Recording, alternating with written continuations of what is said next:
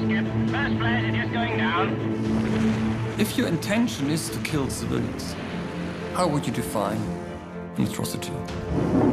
Steady. Bomb's gone. Dresden was the raid that went horribly right. Super hot air, spreading the fire underground. People in terror, trying to escape, separated by buildings that were exploding. We just don't know how long the Germans will fight, and possibly have to kill everyone because they are not stopping. He is the most controversial British officer of the Second World War. He is a fanatic. Was it justified, morally or not? That really is the million-dollar question. The bombing of Dresden is one of the most controversial events of World War II.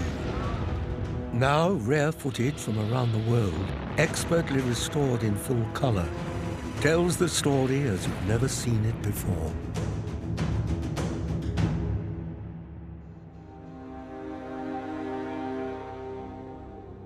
The morning of the 15th of February, 1945, the eastern German city of Dresden lies in ruins.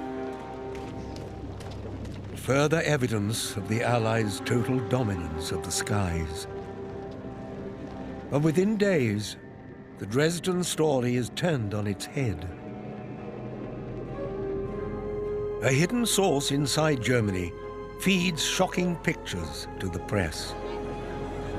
And a previously unreported level of civilian suffering and destruction is revealed to the world. All of a sudden, people in the United Kingdom and the United States were saying, how on earth, in our name, are our planes actually producing terror against civilians? It's completely unacceptable. It's reported that Dresden was a city of culture, with no military value. And allegedly, hundreds of thousands of men, women, and children have been killed. The Allies, seen for so long to be fighting evil, look to have perpetrated an atrocity. It's a totally different situation in the Second World War. All the rules are being torn up and kicked into touch. So how did Britain and the United States come to this? What is the truth about Dresden? 6 years earlier, Nazi Germany sweeps through Europe, powered by an era of mechanized warfare, both on the ground and in the air.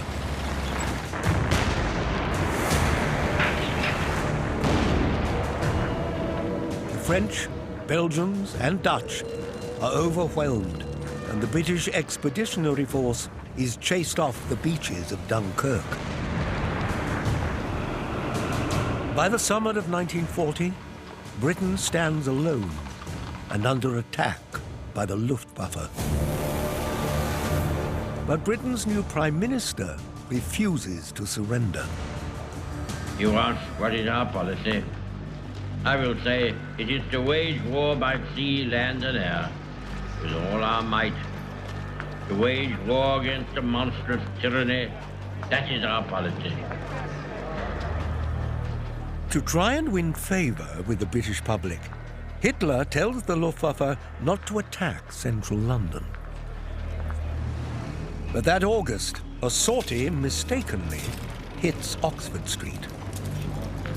Winston Churchill strikes back with a small shock raid of his own on Berlin. The attack prompts a fearsome response from Hitler. Und wenn die britische Luftwaffe 2 oder 3 oder 4.000 Kilogramm Bomben wirft, dann werfen wir jetzt in einer Nacht 150, 180, 230, 300, 400. Es wird die Stunde kommen, da einer von uns beiden bricht.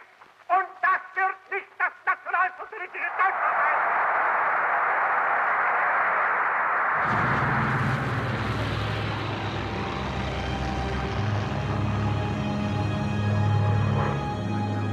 The Luftwaffe launch an unprecedented bombing campaign designed to break Britain's morale. Mass raids drop incendiary bombs loaded with flammable material like thermite on dozens of British cities. There are major fire attacks on Liverpool, Birmingham, and Coventry. And London is hit by a blitz for over 50 consecutive days. The campaign against London is a 24-hour campaign almost from the beginning. They see and hear the air battle going on as it comes towards them, and so it makes Londoners very much feel that they are now part of the battle. The German air raids in Britain kill over 40,000 people. Angered and fighting for her very existence, there is now an appetite in Britain to strike back and make mass bombing a major part of its own war strategy. Churchill's stance over area bombing during the Second World War seems to move. In the early stages, he voices quite a lot of reservations that it doesn't do the job. It's not going to break the enemy morale. In fact, it could stiffen it. On the other hand, it was an opportunity to strike back at the Germans at a time when the Germans seemed to be victorious in pretty much every other theatre of war. If you had asked British people, particularly following the Blitz, going into 1941, if they could fight with as much force as possible, the answer would have been an overwhelming yes from almost everybody. The RAF's own bomber division, known as Bomber Command, has been launching targeted raids against Nazi Germany since 1939. Initially, they fly day sorties, aiming for precision targets like airfields and oil refineries. But flying in the broad daylight leaves the bombers horribly exposed to attacks by the Luftwaffe. Within a year, the RAF is forced to switch most of the fleet to bombing at night. Nighttime raids are safer. You have the cover of the darkness. The only real problem with bombing, there's no way attacking at night at high altitude you could hope to hit anything, of a small nature on the ground. The bomber's rudimentary targeting technology is hopelessly ill-equipped for the challenge of nighttime precision bombing. In the summer of 1941, there is a notorious report, and they discover that hardly anyone's even getting within 5 miles of hitting their target, let alone a few hundred yards. In the first 2 years of operations, Bomber Command makes little impact on the Nazi war machine. And the campaign comes at a huge cost. Germany's bristling air defenses are slaughtering RAF aircrew. These young sons, boys, were killed in tens of thousands by German night fighters and flak. I mean, they had a huge death toll. Where is he, Red Gunner? Can you see him? Hey, Jimmy, try to behind us. Bump, steady, bump. Hey, just keep waving. There's some flak coming at me. About 55% of the men who served in Bomber Command died. There was enormous fear that they tried to keep under control by various coping strategies, including often very heavy drinking, because the mathematics simply overwhelming that a large proportion of them would not survive their tours. By 1942, morale inside Bomber Command is rock bottom.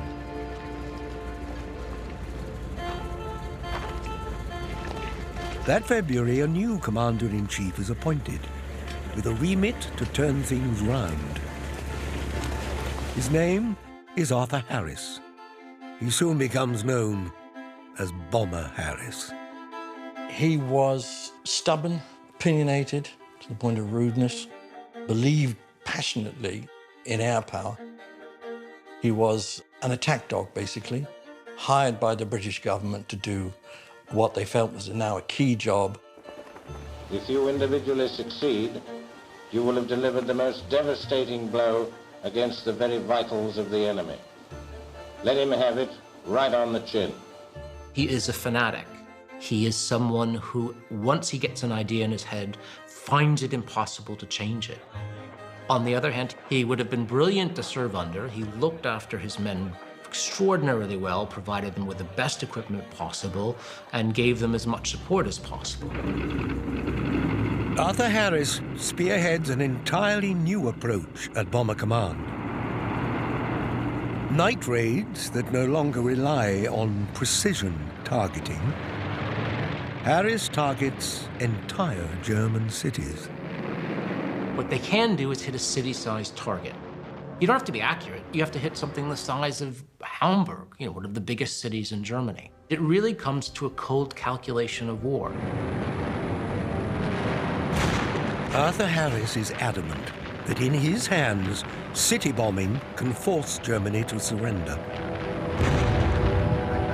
Because he plans to up the ante and carpet bomb not just industry and infrastructure, but also civilian housing.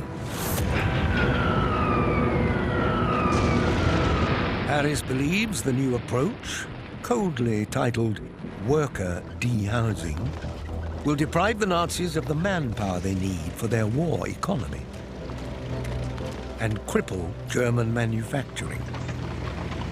The concept was there is no difference between competence and non-competence.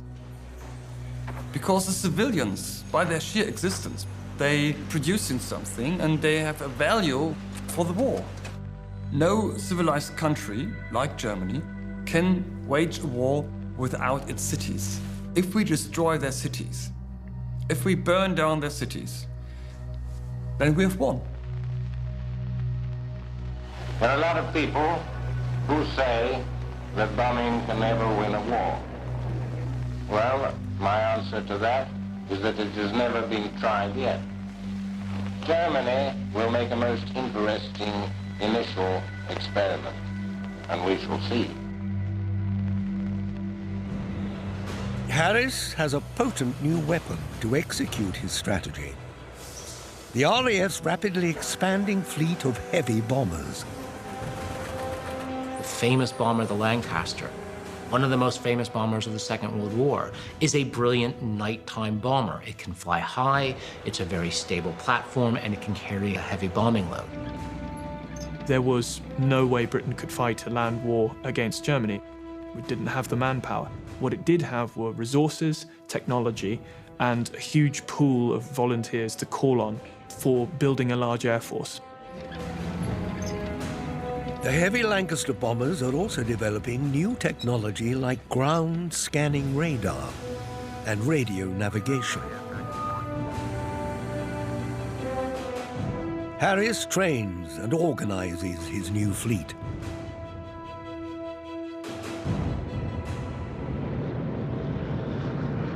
When, in 1942, the United States joins the war in Europe, they base hundreds of their own B-17 flying fortresses in Britain. The Allied air fleet is now too big to be stopped. They sowed the wind, and now they are going to reap the whirlwind. In the entire Blitz of London, from September to May 1940, the Germans only dropped 18,000 tons of bombs on London. In 1944, the RAF is dropping on Germany over 500,000 tons off the radar in terms of increased scale. It's absolutely huge. If you have a hammer, you're going to go around looking for nails. And in the RAF, we had a very big, very expensive hammer. It acquired a momentum of its own.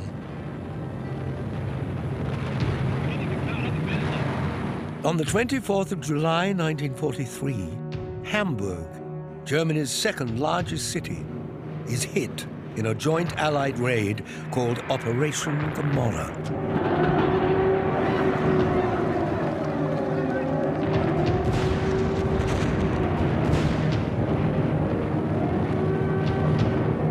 Firestorm grips the city. 60% of the residential area is destroyed, and over 43,000 people are killed. The devastation wrought on Western Germany is a shock even to Winston Churchill.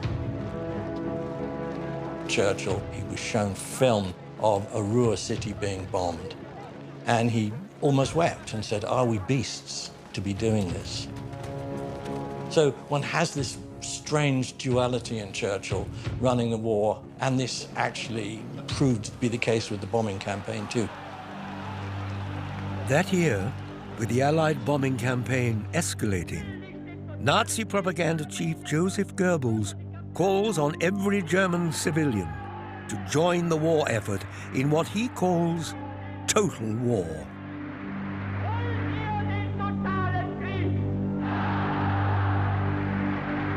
But the grisly aftermath of the bombing raids is played down in the German press.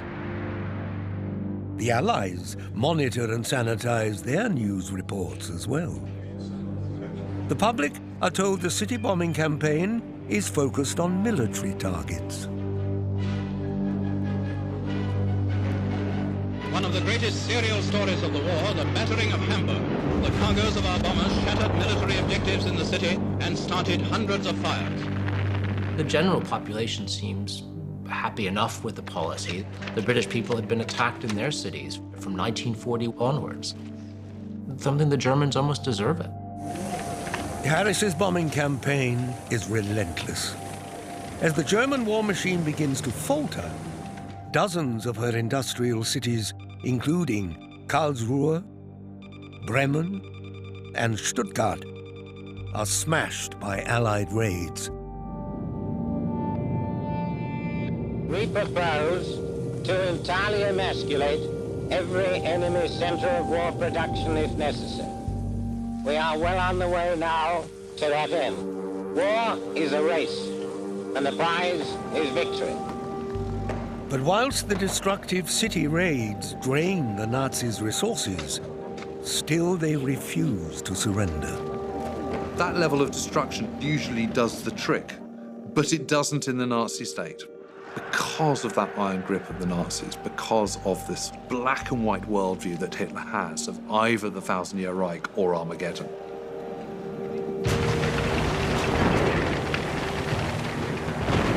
Then, in the summer of 1944, the whole focus of the Allied war effort changes with D-Day. The largest land invasion force in history storms the Normandy beaches and pushes into occupied France.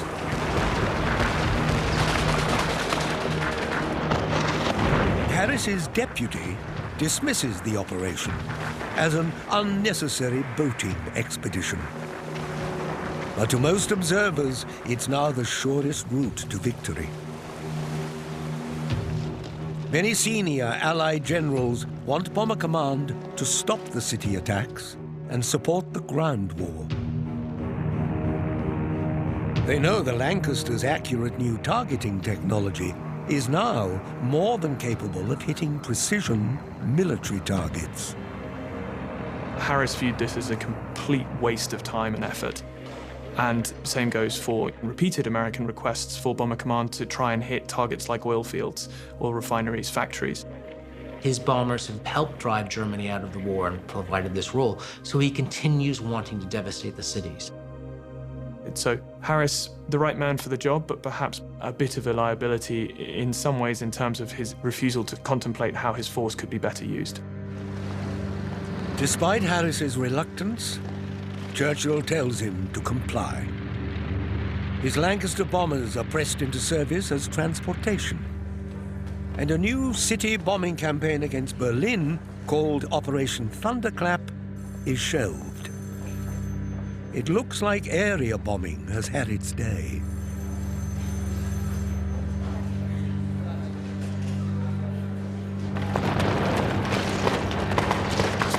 But that winter, the Allies' ground war grinds to a halt.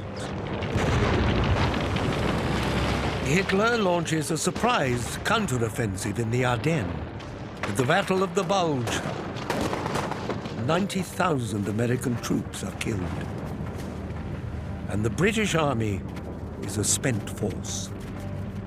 The British perspective was, we just don't know how long the Germans will fight, and possibly we have to kill everyone because they were not stopping. They were not stopping, they were not giving up. We have to end this damned war. The only Allied advance is on the Eastern Front. The Soviet Red Army is pushing on from their decisive victory at Stalingrad. The offensive is brutal, and it's costing the Soviet Union millions of men.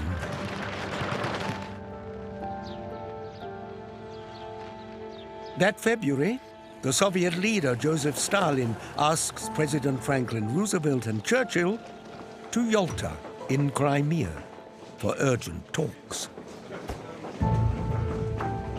Relations between Roosevelt, Churchill and Stalin were noticeably more strained at the Yalta Conference than at previous meetings. Joseph Stalin felt the Soviet Union had been left deliberately to take the vast majority of the losses and the casualties of the war against Germany. If Churchill and Roosevelt want a quick end to the war, they need to keep the Red Army on the move. The Western Allies don't have the will or the means to offer manpower, but they do have a huge air force. Western air superiority can solve their problem. Churchill's misgivings about the morality of area bombing are set aside. This is something that Churchill and Roosevelt were very, very keen to provide because it was well within their capabilities, as well as visually impressive. Bomber Command's mothballed Operation Thunderclap is revived and refocused for the Eastern Front. RAF strategists believe that attacking fresh cities in the east of Germany will cause chaos and destruction behind enemy lines and aid the Red Army's advance. The Germans are having to move men and materiel up to the Eastern Front to fight the Russians, and they have to go through these cities. If those cities are attacked by bombers, it will put greater pressure on the Germans. It will cause confusion in those cities. It will stress the resources that the Germans have. Soviet strategists give their approval to the plan. Once again, the city bombing campaign is at center stage. Harris is given a target list of eastern German cities and told the objective is to cause chaos and disruption. Harris just absolutely wants to show, in many ways it's self-vindication. He wants to show that he's right, to prove he's been right. Nightfall on the 13th of February 1945. A stream of RAF Lancaster bombers take off from bases in eastern England.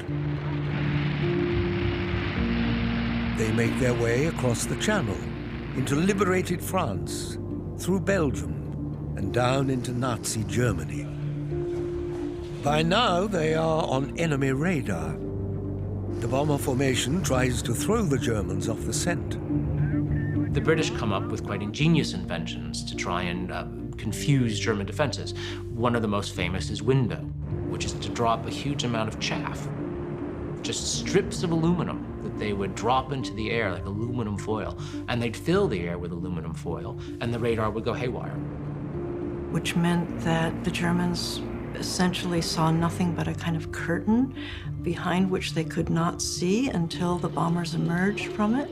And that kept the Germans from knowing precisely where the bombers of Bomber Command were headed that night. Finally, at around 9 p.m., the Lancasters emerge from behind the cover of their chaff. They're heading southeast across Germany. Even under the cover of darkness, a bombing raid is fraught with danger. Creeping across the sky in a slow, heavy bomber with no fighter planes for protection. And this time, the crews are heading deeper into enemy territory than ever before. They're covering an enormous distance, probably the longest raid most of them would have carried out during the whole of the Second World War. And of course, they're vulnerable during that period from anti-aircraft fire and also from interception by German fighters. You never quite know when something's going to hit you, and it must have been quite scary. Going this far east in particular was something that the crews dreaded. But the thrill of, being in these mighty things thundering across, particularly on moonlit nights with the kind of silvery clouds and things, a lot of them kind of had moments of elation in between sheer terror. On this sortie, however, the German Luftwaffe are nowhere to be seen. Their numbers have been slashed by constant combat and dwindling resources. And tonight, they failed to respond to the Lancasters' raid at all. It's an unusually clear winter's night. The Pathfinder and marker planes at the lead can see their target perfectly.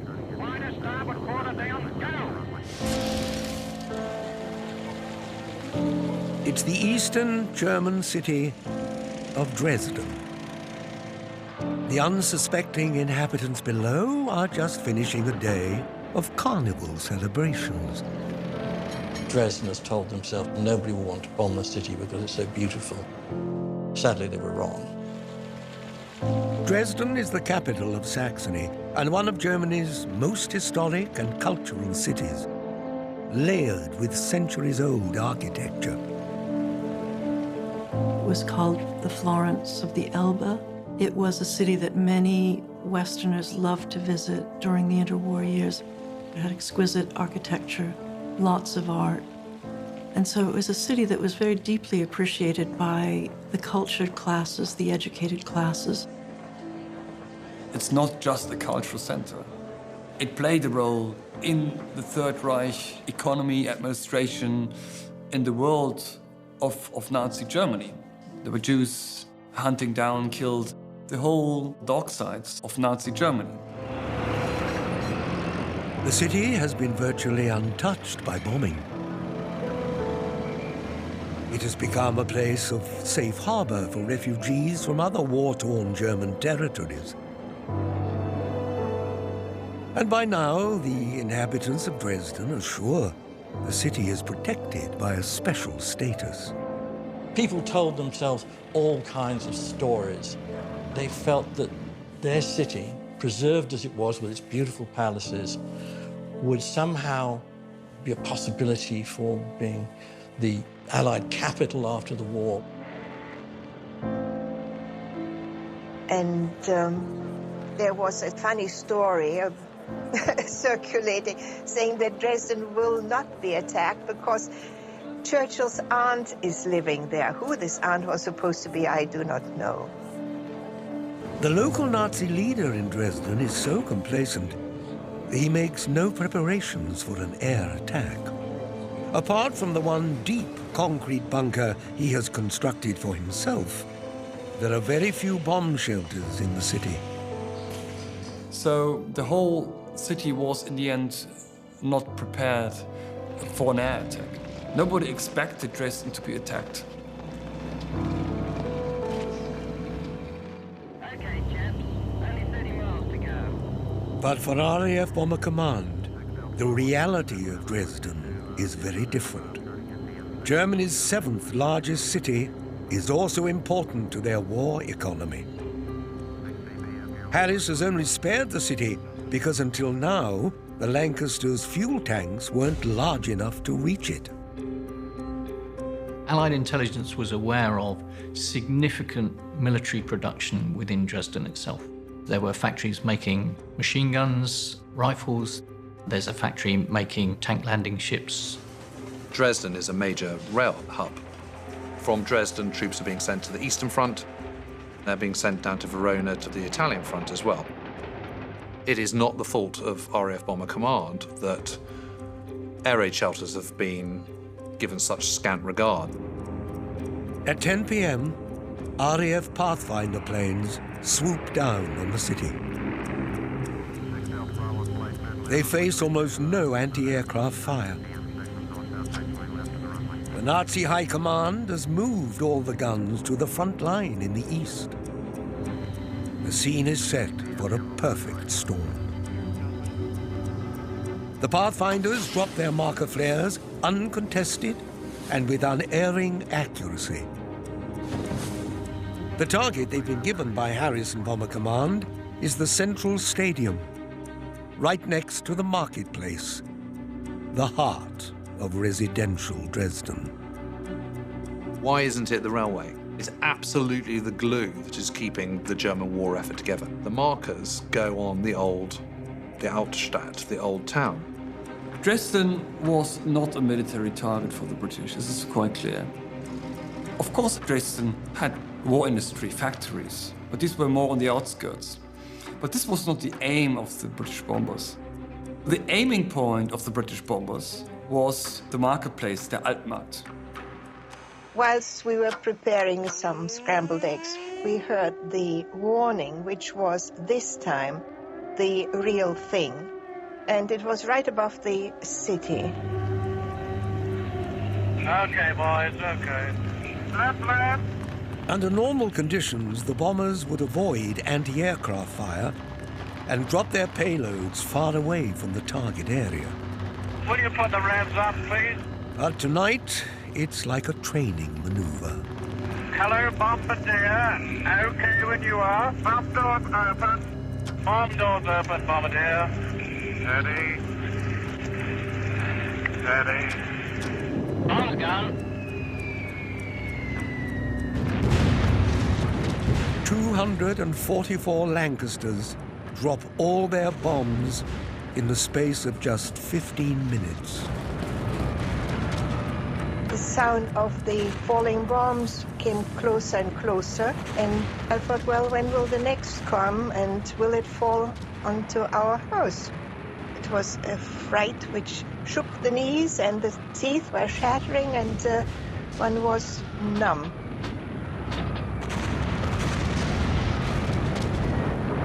Huge high-explosive blockbuster bombs and 200,000 clustered incendiaries smash into the historic center of Dresden. The precise combination is deliberately designed to get inside buildings and start fires. Large explosives like the 4,000-pound cookie blow the roofs off a street or a square of houses, and then hundreds of light incendiaries fall into those open roofs and set everything on fire. And the combination, of course, blew buildings apart and then lit many fires. And once those fires got underway, they began to converge and converge and converge. Dresden's tightly packed medieval streets and wooden houses are the perfect fuel for the flames. And tonight, a steady wind fans them across the city. Fire fed itself, and it started to pull oxygen in from all around, from a self-feeding fire. Something that one can't even begin to imagine. It's kind of an outer ring of Dante's Inferno.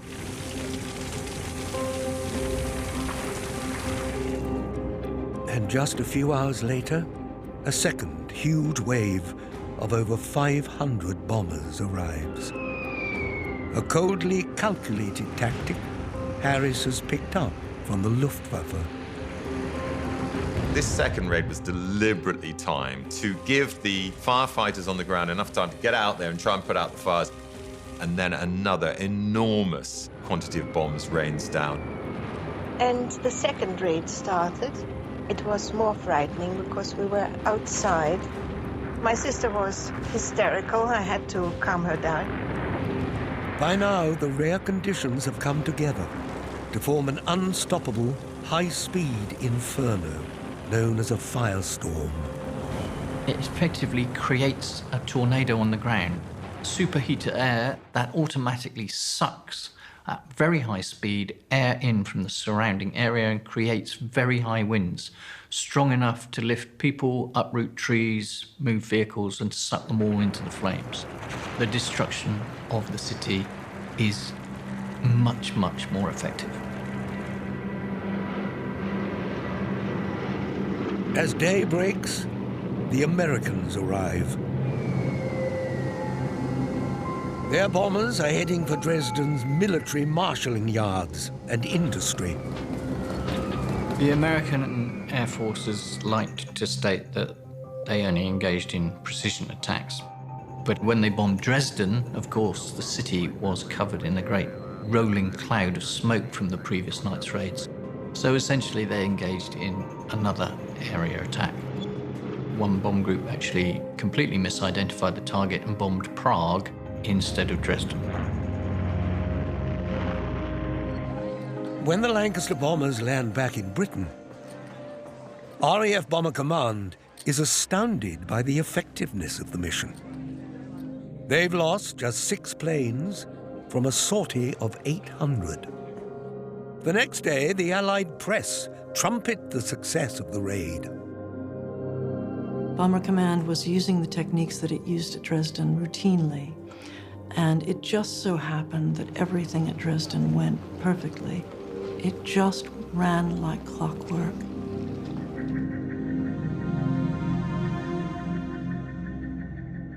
Just a few days later, a German backlash gathers momentum. Rumors coming from inside Germany hint at the scale of the human tragedy. And anger grows among the population to the complete absence of air raid defenses. The Nazi elite is worried about is there is going to be this implosion, that everyone's going to go, do you know what, I've had enough of this, and I'm just going to surrender. Party boss, Mr. Mutschmann, fled Dresden and was somewhere in the surrounding mountains. He was a deserter and a pig. People said they would kill Hitler if they got their hands onto him. But to everyone's surprise, the Nazi regime does little to suppress the details of the horrific Allied raid.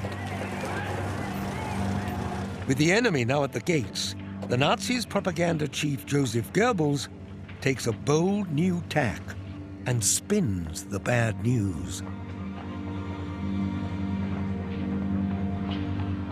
Goebbels decided that not at all to minimize Dresden, but to maximize it, to go right up to the max. What he's trying to do with Dresden, he's going, you know, this is the barbarity that we're dealing with. You know, these awful people who are wanting to destroy everything that is good about Germany. But you've got to keep going, you've got to keep fighting, because the alternative is complete annihilation and destruction. Goebbels unleashed something very wild after the Dresden raid. I mean, you could almost call it like a sort of propaganda plague, and it was infectious. Goebbels leaks horrific photos and eyewitness testimony from inside Dresden anonymously through the neutral press in Sweden and Switzerland. He tells them that up to 200,000 civilians have been killed. It was useful to Goebbels to interpret this as a terror attack in his attempt to win world public opinion and in his attempt to paint the Allies as terrorists. And so he was very aggressive in trying to reach the neutral press, in particular, to tell the tale of this awful thing that had happened to Dresden, to rally the German people and to shock the rest of the world.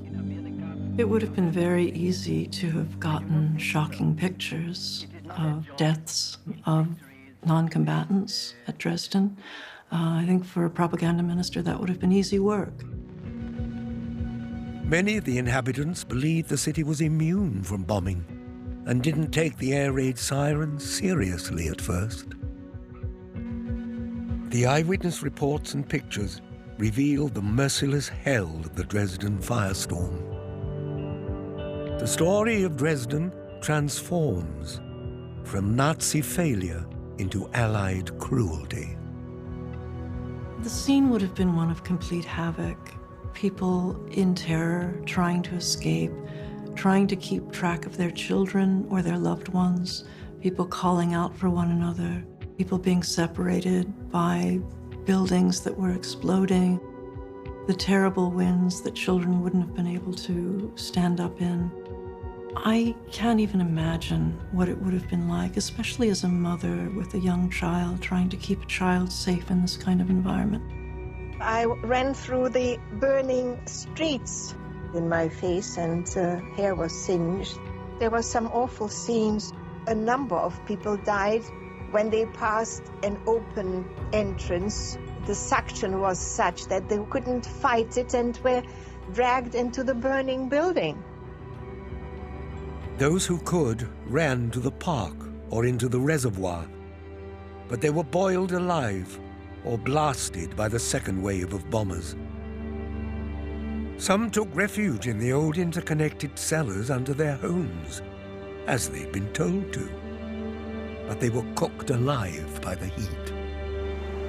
The super hot air started infiltrating, coming down through the cellars and actually shooting through the breakthroughs, even faster in some ways than it was spreading above ground.